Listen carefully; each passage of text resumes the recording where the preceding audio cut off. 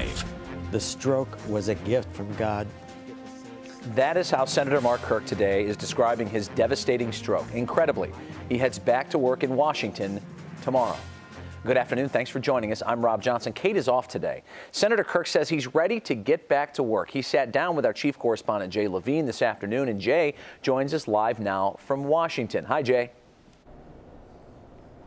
Hello, Rob. Mark Kirk says he has more to live for now than he did a year ago as an advocate and example for stroke victims and their families, though he admitted to me that last year at this time, he wasn't even sure he was going to make it.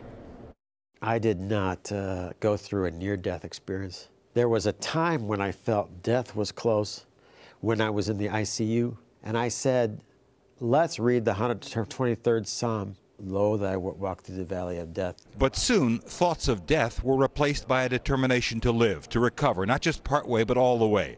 Those first halting steps we saw him take on a treadmill led to stairs at the Rehab Institute, and now finally, the 45 steps he'll climb tomorrow to the Senate side of the United States Capitol. What will you be thinking as you walk up those steps? Cameras are on. Don't trip. I have rehearsed it. So for me, it was the culmination of what I had been dreaming of for months in a hospital room. The hospital room he occupied while the mind was willing, but the flesh was still weak, where he kept that mind active, doing things like learning a new language. I asked my caregivers to teach me Polish. So I would sit in my wózko, which is Polish for bed. Through it all, he told me, he never felt sorry for himself or alone. I think about my fellow patients, and I don't ask for any sympathy. The stroke was a gift from God.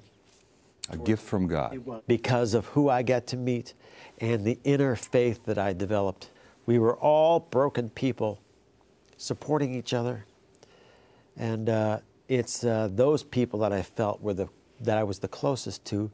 Broken people who are going through their tough times and how to support them.